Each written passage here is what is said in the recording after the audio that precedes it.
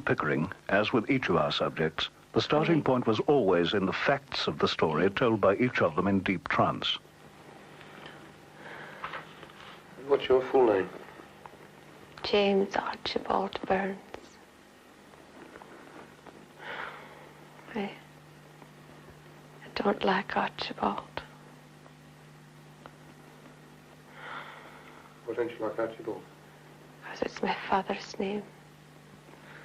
And I guess I never really liked the man. I don't think I ever saw him laugh.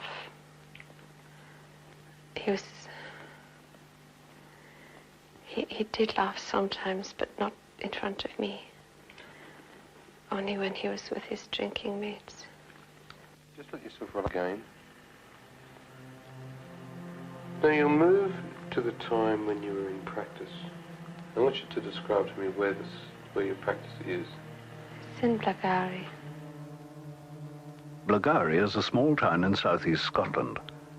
Dr. James Burns, according to Helen Pickering, had been in successful practice there, knew the town intimately, drank at a favourite tavern, and was a man of some substance and standing in the community.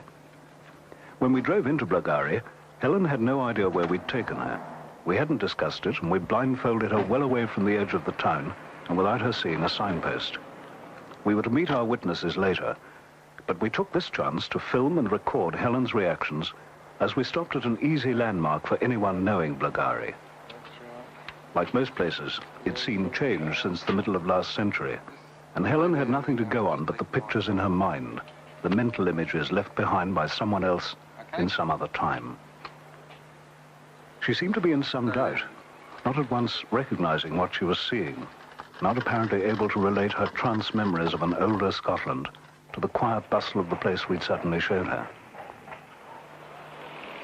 Come for a walk. We'd come into the town on a road unfamiliar to Helen. The places she knew best were on the other side. It wasn't until we walked away from the bridge that she was, at once, able to orient herself. Gives you the top of the river. Oh my God, the square. Let's go up here. Oh, shit. The rooms are on a corner of the street. The street runs up to the square. There's a grassy area in the middle of the square. And the road runs around both sides. Now, where do you think the pub was? Over here. Over here. Let's walk around the way you think the pub was. They drink a lot of ale. They've got a piano. What sort of ale is it, do you know? It's brown ale. But I prefer brandy. I drink a lot of brandy. The pub, old enough though it is, was new to Helen, part of the pattern of change which the tread of time always brings with it. Hotel. For a pub. They look the same or No, different? completely different. It's all different. Completely different. Yeah. Completely. Totally different. Yep. All right. Well, a lot of these buildings. Where is your practice from the tavern? Just up the road. Just 50-yard walk. And where's your practice? Over on that far corner, over there. Oh, yes. That white building, but it's completely changed. That's not as it was. That building's different too now. Yes, Is it? yes. Right. Can I go and have a look? Yeah, I'd like to. It's a white building. There's a window at the front and a door to the right. And as you go inside, it's on 2 levels.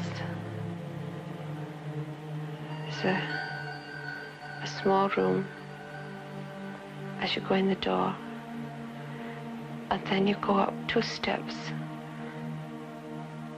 through another door into the surgery.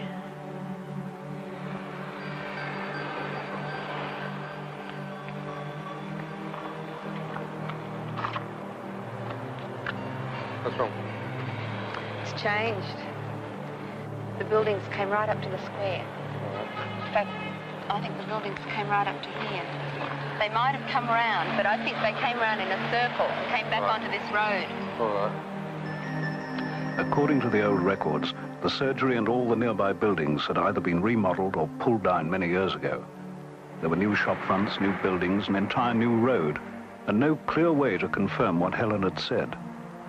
Yet she seemed so sure, and some things could be checked from the old local records and minute books housed now below ground in a county library. And there we find traces and reminders indeed of James Burns, Doctor of Medicine, well known in Blagares civic affairs. I was very respected. I could sign on behalf of people. I was the Justice of the Peace. Expression of the loss which they had sustained through the death of the Chief Commissioner, Mr. Burns. They also agreed to express their appreciation of the services which he had rendered to the village since his residence in the locality, especially the trouble which he had taken. And then to Aberdeen, a port for many centuries, and these days one of the world's busiest, thick with the traffic of North Sea oil and the tankers and traders of all the oceans. This is the city in which Helen claimed she had been a student of medicine as the young James Burns. With us in Aberdeen, two impartial witnesses. Anne Gordon is from the History Department in the University of Aberdeen, and Joanna Bachen is a young reporter from the city's FM broadcaster, North Sound Radio. And again, on this day, Helen's view was at first restricted to what she could see in her mind. We took her deliberately to a part of Dockland, from which, if she had lived before as James Burns, she should be able to find her way when the blindfold was removed. She should be able to lead us to the place she'd spoken of, and even drawn for us, the old College of Medicine, Marshall College, a little over a mile away.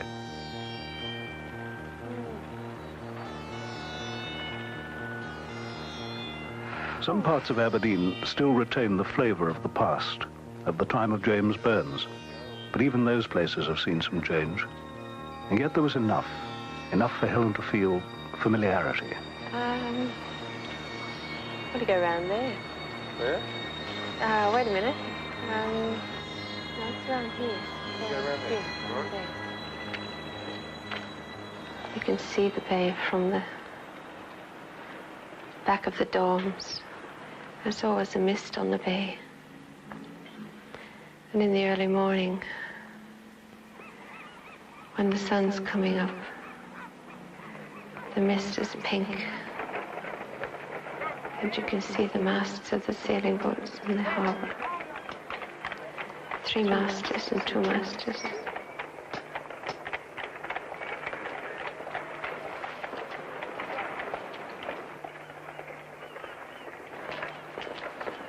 You might be getting close to the Seamen's Mission.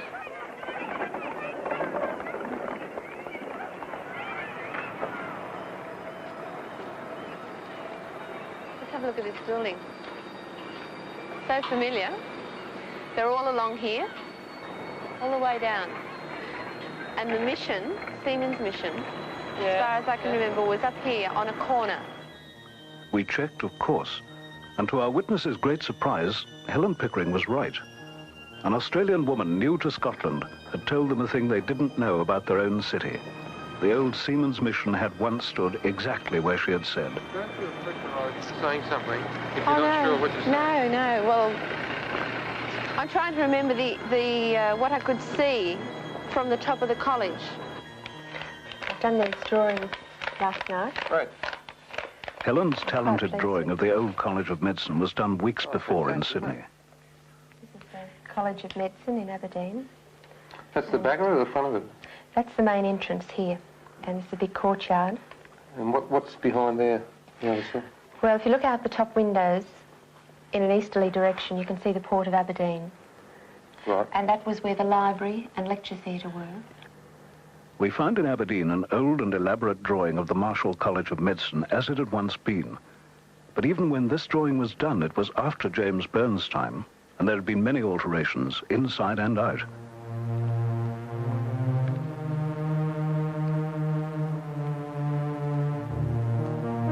In Aberdeen, Helen began to lead us past this building. Fantastic old building. There's been so much new building that it wasn't until she reached this entrance that Helen knew. Go down here. Yeah? You want it?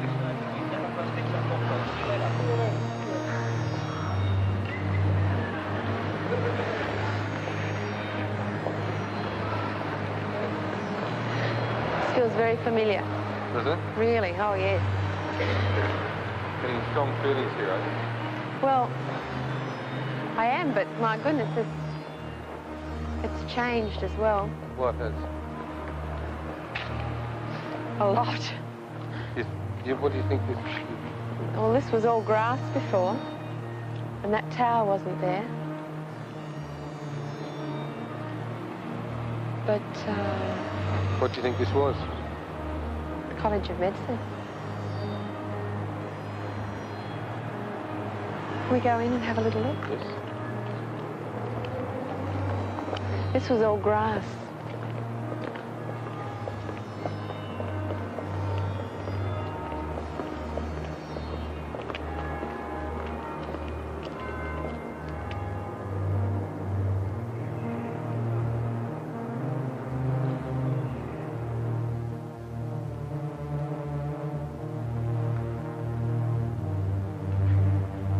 The atmosphere inside took hold of Helen at once, as though the changes outside had left her unprepared for the sudden surge of familiarity.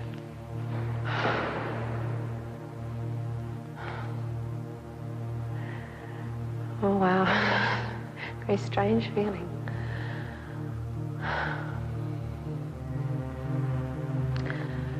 I'd like to go up those stairs. Can we go up?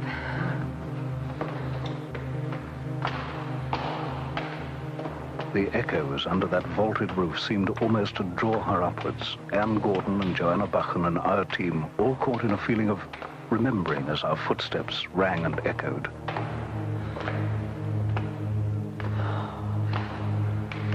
Can you remember me saying that you could look down on the entrance from the stairs? I think I do remember saying that.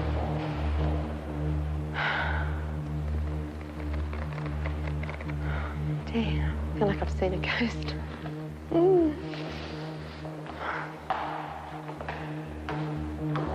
Towards the top, Helen seemed to be leading us all through a curtain of memory, a curtain she was brushing aside. There's the library. I said there was a library. That's right.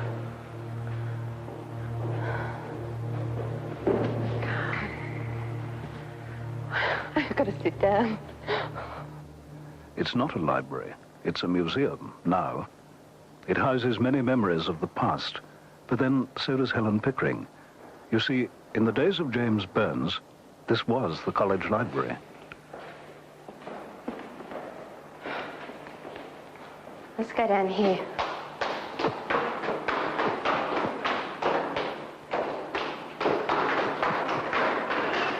There's got to be a passage that runs the length of the building. Let's try. Wow, get a look in here. Helen led us up and down through the warren of the old parts of the building, telling us of passages and hallways long ago blocked up or pulled away. Look at this doorway.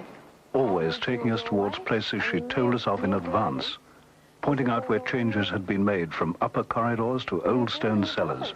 That's why it's all changed. Well, let's find our way back out of here.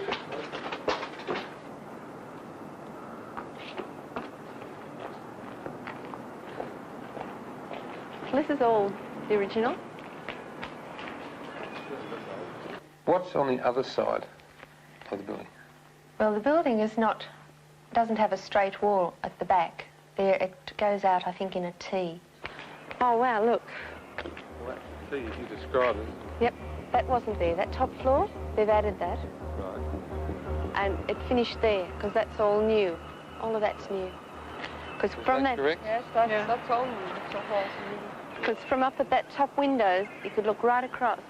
So actually, when she drew the drawing of 2 floors at the back going out to there, stopping there, she actually drew the correct thing. Yeah, that's right. Right. It was plain that Anne Gordon and Joanna Buchan were something more than surprised at what Helen had told them and shown them. Well, I have been very moved indeed by Helen's feeling about the place, especially when she went into this section, you know, of the building and sort of realised where the staircases were, where the corridors were, which I didn't know about. Knows more about it than I do, and I spent 5 years at this university. Is that right? Yeah, I spent 5 years running out and in this building, and I had no idea there were all those works underneath. You know, the old cellar bit. Right. That old door. David Gordon is the only man in the world who knows what the old College of Medicine was like. He's a very practical man who works in the field of oil sciences, but his passion is local history. He wrote a postgraduate paper on the history of the college and meticulously collected every existing plan and drawing, from the building's conception to its last restoration. Pleased to meet He you. is the expert, except perhaps for Helen Pickering. Great. Well, I believe that you could help me with some history about the old College of Medicine. Yes, I'll certainly try. Right. But can you remember, or think you remember, about this building in the 1830s, Helen? Yes, 1830s. 1830, any particular date that you can remember, just 1830s? Early 1830s. Early 1830s, Right. yes. It was a quadrangle, and the main entrance was at the centre of the quadrangle, but at the right-hand wing of the quadrangle, as you face the main entrance, was a chapel, and that ran down on the right-hand side. The building itself was 3 stories tall, and across the top floor were the dormitories. What I'm saying now is not there now, Yes. but it's how it was. Yeah. There's also a second staircase that is, as you face the main entrance, there is another staircase that is in the building that goes up. It winds back and up, back and up to the top floor, and that's a stone staircase. And that is not there now because we went right through the building, and it's all new. They've obviously taken down the whole of the interior. Yes. Because there's just nothing there that resembles I know it. it's been, that's part of the alterations that were made, and you give quite a good explanation of the college as it was by Archibald Simpson. Right. I think we could have a look at some of the original architect's drawings, which may be of some interest. David Gordon had been most careful not to let Helen see any of his papers or plans or drawings until she'd answered the pointed questions he wanted to ask. She answered them all, and to his satisfaction, starting with the position of that long-vanished staircase. If you look on this one here, Yes. that's the staircase you're looking at, takes you to the east wing, and Right. the other side, the west wing. Right. Now, if we look on this plan here, that is the opening here, Right. which goes to the cloisters, Right. and then this is the staircase you're talking about. So that's the staircase there, and that's That's no right. longer there. That's no longer there. Right. Well, that's No. why we couldn't find That's it. right. Well, let's see what we have here. Without having seen any marked floor plans, without ever having seen the original drawings, it was abundantly clear that Helen knew things about a building long ago altered from its shape in the 1830s. That she knew where an old staircase had once curved, where ancient walls had once stood. It was clear that she wasn't guessing, that she knew. Classrooms.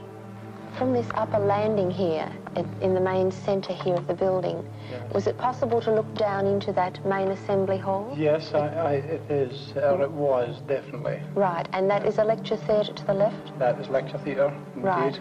Yes. Fine. Great. That's right. I wonder if you could tell me if you were at a tutorial and a discussion in the museum or the library and you wanted to wash your hands, Yes. where would you go? Is there a ladies' room? Men's room, please. Men's room, rather? Yes, that's right. From the second floor level here, Yes. you'd go along a small corridor, and it was on the right, this side. Now, would it possibly, let's have a look at this. Here we are. From the main entrance, right, the museum, and on the right, up some steps to the right, and off the centre room. There it Yes. is, there. There's a closet there. Right. Yes, there is. Are you satisfied that she knows more about this building than a person is likely to know, who's never seen the building? It would seem more than coincidental, quite frankly. Maybe inexplicable in my terms, you know, but certainly from what she has discussed with me before she saw these plans, or even knew these plans existed. Your paper on this, David, was never published. There's no way anybody could walk into a library and pick up a copy. No, the only place there'll be a copy of my work is in the Open University Archives. And I don't think that Helen has been anywhere near the Open University Archives.